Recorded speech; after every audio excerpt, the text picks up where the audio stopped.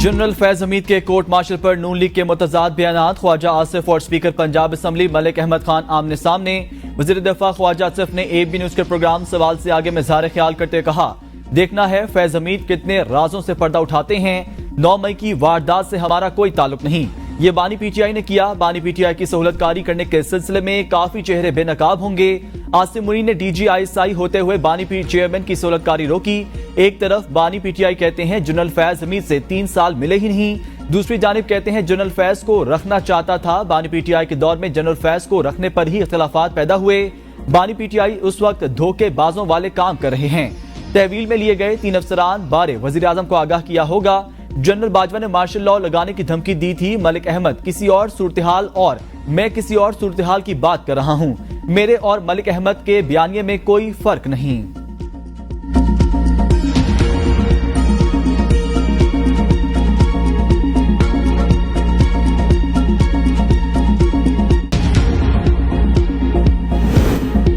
General Bajwa ने वाज़े कहा था एक्सटेंशन नहीं लूंगा। जनरल बाजवा के एक्सटेंशन ना लेने की खबरें ब्रेकिंग न्यूज बनती रही। मलिक अहमद खान कहते हैं फैज हमीद के ओहदे पर रहने के हवाले से एक सूरत-ए-हाल पैदा हुई। बानी PTI की फैज हमीद से मुतल्लिक ख्वाहिश इदारा जाती सुलों के खिलाफ थी। बानी PTI फैज हमीद को अपनी हुकूमत के इस्तेहकाम के लिए रखना चाहते थे। जनरल बाजवा क्लियर थे एक्सटेंशन नहीं लेनी। जनरल बाजवा ने कहा था मैं पुराना सिपाही हूं जो पस मंजर में चला जाता है। जनरल बाजवा की नवाज शरीफ से डील के तासुर को मुस्तरद करता हूं। जनरल बाजवा की तौसी की सारी बातें मफरूजों पर मबनी थी। जनरल बाजवा को मालूम था नवाज शरीफ उनकी एक्सटेंशन पर राजी नहीं होंगे।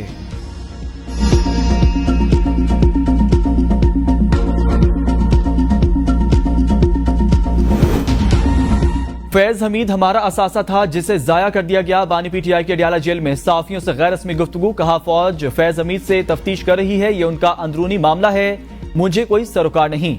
फैज हमीद का एहतसाब अच्छी बात, फर्द वाहिद का नहीं, सबका एहतसाब करें। मौजूदा स्पीकर पंजाब असम्बली हर वक्त जनरल बाजवा के पास बैठे रहते थे। जनरल बाजवा ने नवाज शरीफ और शहबाज शरीफ के कहने पर जनरल फैज को हटाया। जनरल फैज हमीद को हटाने पर मेरी जनरल बाजवा से सख्त तलकलामी हुई थी। वजीर दफा ने जनरल बाजवा के एक्सटेंशन की बात करके मेरे मौकिफ की तायद की। मखसूस नशिस्तों के फैसले पर अमल ना करके ये आइन की 3री मरतबा खिलाफ वर्जी करेंगे। PTI को मखसूस नशिस्तें ना देने और आइन की खिलाफ वर्जी पर पार्टी को तैयार कर रहा हूं।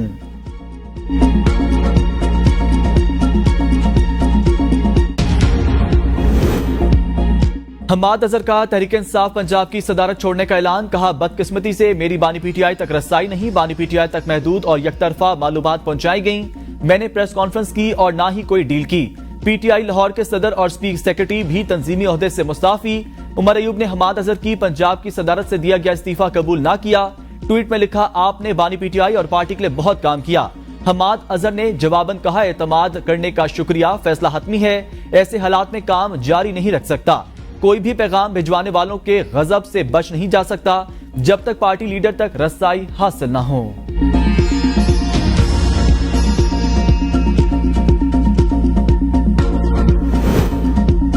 बानी PTI के अडियाला जेल में सहूलतकारी का इल्जाम। साबिक deputy superintendent Adiala jail Mohammad Akram सरगना, जेल के मजीद 2 अफसरान से पूछगछ शुरू। दीगर 2 अफसरान में अडियाला जेल के असिस्टेंट नाजिम, साबिक डिप्टी सुप्रीडेंट जफर शामिल। दोनों अफसरान साबिक डिप्टी सुप्रीडेंट अडियाला जेल अकरम के करीबी रिहाइश पजीर थे। डिप्टी सुप्रीडेंट मोहम्मद अकरम से हासिल मालूमात की बुनियाद पर मजीद 6 मुलाजमीन से पूछगछ की जाएगी। तमाम मुलाजमीन मोहम्मद अकरम के करीबी तस्वुर किए जाते हैं। अडियाला जेल में सेल की सिक्योरिटी पर तैनात एहलकारों की कड़ी निगरानी का फैसला। सिक्योरिटीदारों के एहलकार भी सेल के तरफ तैनात रहेंगे। सेल के तरफ जेल अमले को हफ्तावार तब्दील किया जाएगा। समाअत के दौरान जेल अमले को सहाफियों, वकला और पार्टी रहनुमाओं से दूर रहने की हिदायत। जेल के अंदर रिहाइश पजीर एहलकारों की भी मुकम्मल तलाशी की जाएगी।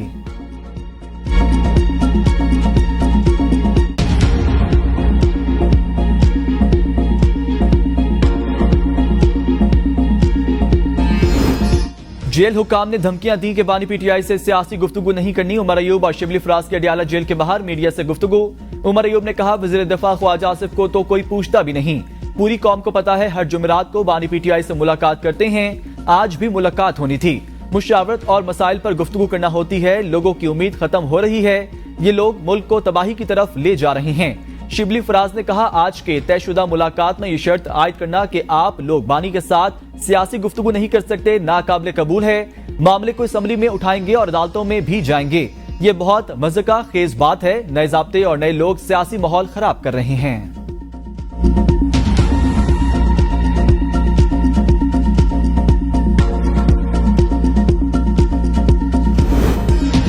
फैज हमीद के कोर्ट मार्शल के सिलसिले में 3 रिटायर्ड फौजी अफसरान को भी तहवील में ले लिया गया। जराये के मुताबिक अफसरान में brigadier retired Ghaffar, brigadier retired Naeem और कर्नल रिटायर्ड आसिम शामिल। तहवील में लिए गए दोनों ब्रिगेडियर्स का ताल्लुक पंजाब के जिला चकवाल से है। दोनों फैज हमीद के साथ राब्ते में थे और एक सियासी जमात के लिए पैगाम रसानी का काम कर रहे थे। तीनों साबिक अफसरान सियासी मफादात की ईमा और मिली भगत से अदम इस्तेहकाम को हवा दे रहे थे। साबिक फौजी अफसरान और उनके साथियों से तहकीकात जारी। फौजी तहवील में लिए गए brigadier retired Ghaffar DGC general Faiz Hameed के डिप्टी डायरेक्टर प्लान्स ISI रह चुके। ब्रिगेडियर रिटायर्ड नईम भी जनरल रिटायर्ड फैज हमीद दौर में ISI के सेक्टर कमांडर इस्लामाबाद थे। कर्नल रिटायर्ड आसिम फैज हमीद के दौर में उनके अंडर कमांडर रह चुके। 3 अफसरान से तफ्तीश जारी। शवाहिद की रोशनी में कार्रवाई का दायरा कार वसी किया जाएगा। फौजी तहवील में लिए जाने वाले अफसरान का जनरल रिटायर्ड फैज हमीद के साथ करीबी राब्ता था, जो रिटायरमेंट के बाद भी कायम रहा। दौरान सर्विस भी उनके गहरे राब्ते थे।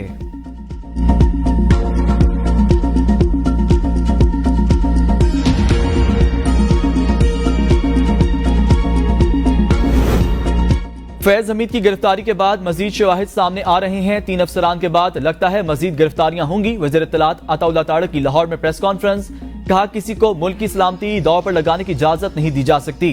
बानी PTI की ख्वाहिश जनरल फैज के इकदामात में शामिल थी। बानी PTI उन सब को लीड कर रहे थे। ये तमाम वो लोग हैं जिन्होंने इंतशारी टोले के साथ मुल्क को नुकसान पहुंचाया। मुल्क को नुकसान पहुंचाने की कोई माफी नहीं होनी चाहिए। वजीर आजम शहबाज शरीफ जल्द अवाम को बिजली बिलों में रिलीफ देंगे।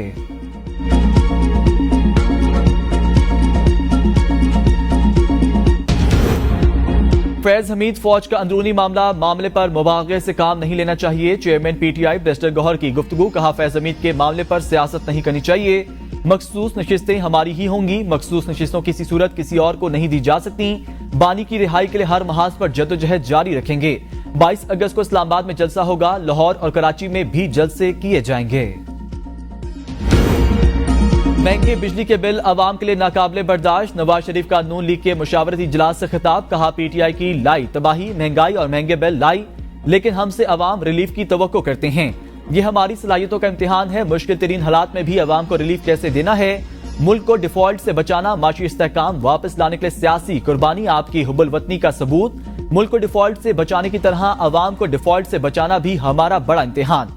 मुस्लिम लीग नून ने हमेशा मुश्किलात से रास्ता निकाला। मुल्क को नुकसान पहुंचाने या ऐसे अफराद को सपोर्ट करने वालों का एहतसाब जरूरी है। हमें कारकर्दगी के साथ साथ अवामी मसाइल को ज्यादा फोकस रखना है। वजीर आजम शहबाज शरीफ ने कहा दुरुस्त सिम की तरफ चल पड़े। इस वक्त एस्टेब्लिशमेंट के साथ खड़े हैं, उनके तमाम फैसलों का एहतराम करते हैं और मिलकर फैसले कर रहे हैं। वजीर आला पंजाब मरीम नवाज का कहना था पॉलिसी पर सख्ती से अमल दरामद की जरूरत है। मुशावरती इजलास में डिप्टी वजीर आजम इसाक डार, हमजा शहबाज, वफाकी वज़रा अताउल्लाह तारड़, राना सनाउल्लाह और दीगर शरीक हुए।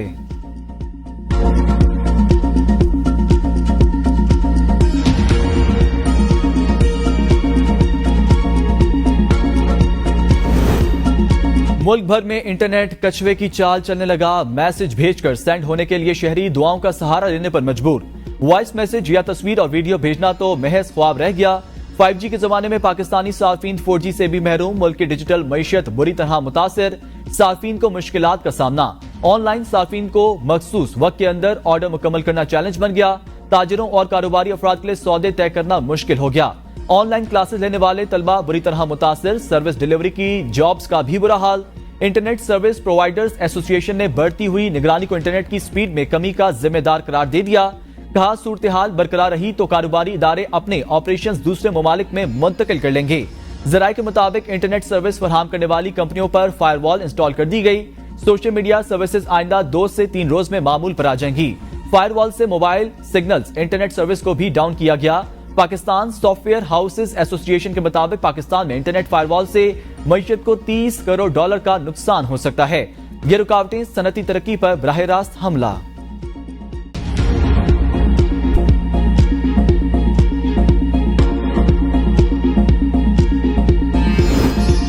सेनेट कायमा कमेटी IT की इंटरनेट सर्विस सुस्त होने पर नुकसानात के रिपोर्ट तलब। 2 हफ्तों में इंटरनेट और सोशल मीडिया का मसला हल करने की हिदायत। सेनेटर हुमायूं महमद ने कहा इंटरनेट और सोशल मीडिया ऐप्स सुस्त होने से बिजनेस मुतासिर हो रहा है।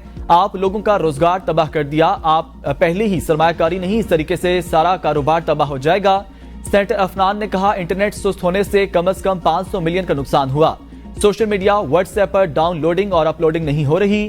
बहुत सी ई कॉमर्स के फॉरम्स छोड़कर जा रहे हैं। पीटीए हुकाम ने बताया, हमारे पास इंटरनेट सर्विस की कोई शिकायत ही नहीं। सेक्रेटरी आईटी आयशा हुमैरा ने इंटरनेट सर्विस सुस्त होने का मलबा मोबाइल ऑपरेटर्स पर डालते कहा, ऑपरेटर्स की सर्विस में खलल आया।